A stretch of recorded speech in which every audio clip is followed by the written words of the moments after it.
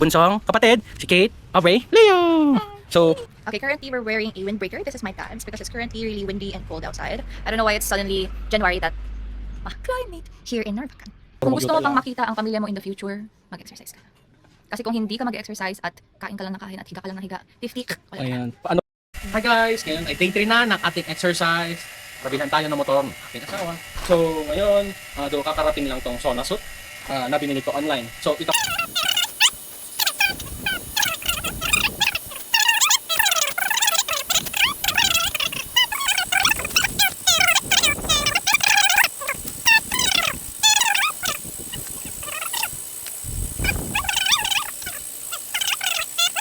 Titimbang tayo ngayon. Ito yung initial weight natin, guys.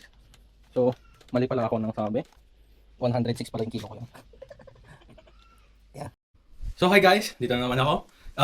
Ang gagawin ko ngayon ay mag-aakyat pababa dito sa ating stairs. So, try ko lang ngayon ang mag-aakyat baba. Since pag umaakyat at baba ako dito ay hinihingal ako agad. So, why not gawin natin exercise, guys, di ba? Start tayo ng 5. At saka, start na tayo.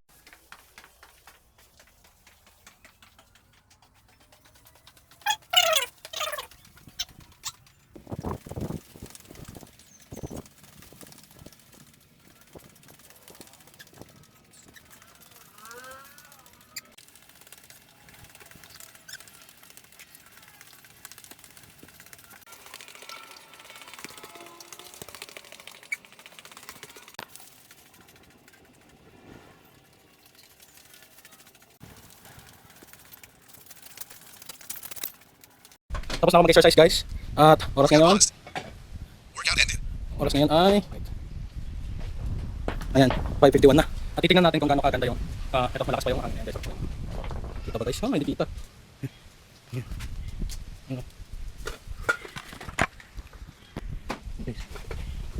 Oh. Oh. Hindi.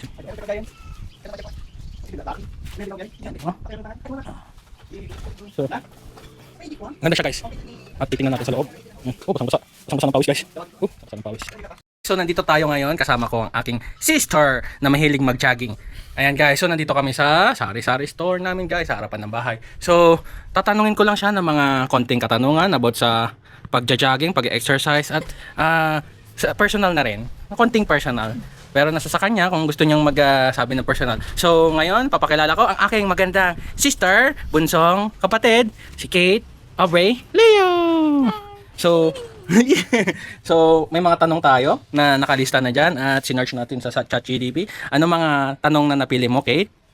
Meron siyang category. So, Merong transformation story, intro or icebreaker, fun and entertaining, life plus pili ka lang siguro ng 5. Short lang. Ang dami. So, yung 5 lang na parang maganda sa'yo. Yung ma-inspire yung mga manonood natin dito sa YouTube channel natin. Ito ba ito? Ikaw muna ako na mag-2 by 2. O ano? Mano, Uncle? Ang pale-pale ko Ilan naman ang- dito. Pan? 78. Okay, currently we're wearing a windbreaker. This is my dad's because it's currently really windy and cold outside. I don't know why it's suddenly January that mahangin and maginaw, but that's now the climate here in Narvacan. Iba kasi sa Narvacan and sa vegan because once we went to vegan, tapos maginaw dito pero doon ang init. So, no use yung jacket. Nagkwento na. Okay, first question. Ilang beses mo na ako niyayang mag-jog dati na tinanggihan ko. Simula pa nung college ako. Well, hanggang ngayon naman college pa rin ako pero I'm now done with comprehensive exams and hospital affiliation. So, technically, hinihintay ko na lang ang graduation. Simula pa college, like 3rd year. So that's been like 2 years of encouraging kuya to go out and jog. But he says na, kailangan kong mag-work, wala akong time. I don't know, now he has something else to motivate him, which is the big bike. So yun ang kanyang motivation ngayon to jog. Yeah. But what I have learned is that motivation is not enough. You should be disciplined enough. So yun, motivation is nothing without discipline. Next question. Okay, next question. Ano yung pinakaayaw mo dati sa pag-exercise? Wala. Talaga? Kasi after mo mag-exercise, good mood ka. Oh, so, Siguro ano lang, mahirap lang kasi mag-balance ng time. Like, mahirap siyang isingit kasi madami kang gagawin lalo na noong college college pa, because there are lots of academics. Madaming kailangan gawin na write-ups and activities and quizzes to review for. So that's something that adds to the challenge of juggling academics and being active in lifestyle. Okay. Mas sumasakit ba paa mo sa jog or ulo mo sa board exam review? Actually, mas masakit yung ulo sa board exam review. Kasi ang jogging nawawala. Ang board exam review, ay ang ulo na nagre-review sa board exam laging nasa iyo. It's always with you. So, kung tatanungin ako, mas sumasakit ba pa ako sa jogging o ulo ko sa board exam review? Yung ulo. And po, kuha ka lang sa gilid. Next question. May connection ba ang pag-exercise sa pagiging mas focused mo sa review? Of course, there's a correlation between that. Just Google or just research the scientific correlation behind those two. But in my personal experience, after going for a run, I really feel more alive. Like, mas gising ka, mas alert ka, mas buhay ka, mas motivated kang mag-aral because you feel less sleepy than you were before you went for a run. So, it's a good caffeine alternative, jogging. Okay, so for our last question, mas mahalaga ba ang bilis o consistency? I think consistency is far more effective than speed or how far you have gone, because consistency is like pak. Like, basta ganun. Hindi ko na may expound because my brain is not braining anymore because I just went through 25 pages of this review material from PRC, ang malakas ang review center by Sergit.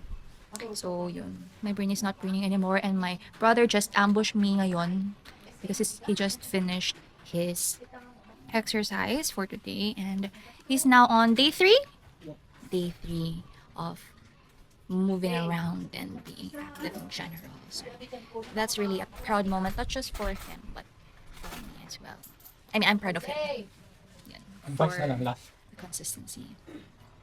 My advice, I don't really know if I'm credible enough or I have the right to give advice, to give pieces of advice to my brother, but yun nga, just be consistent. Advice sa mga beginner, mga matataba, yung mga tamad na mag-exercise. Yung mga puro Kung gusto mo computer pang lang. makita ang pamilya mo in the future, mag-exercise ka na. Kasi kung hindi ka mag-exercise at kain ka lang ng kain at higa ka lang ng higa, 50, wala ka na. Ayan. Paano para naman sa mga katulad mong mga ka-age bracket mo? Ang isang realization ko at the moment is that your timing is yours. Time is yours.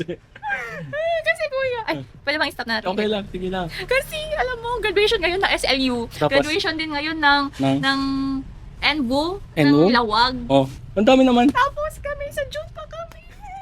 Tagal pa. Hindi po ako Hindi. regular po kami. Tapos sa June pa. Pero sabi naman ni ate, Oh, may rason ang lahat. may rason na lahat. May rason ang lahat. Hindi porket sa feeling mo na pag-iwanan ka, doesn't mean that napag-iwanan ka. Oo nga. May rason ang lahat. Okay, that's all. So, thank you, Kate, for the very informative and entertaining interview. So, yun guys, doon nagtatapos ang ating day 3 ng exercise. So, kung gusto nyo interviewin ko lahat ng family ko dito, comment nyo lang dito sa baba guys. So, bye-bye!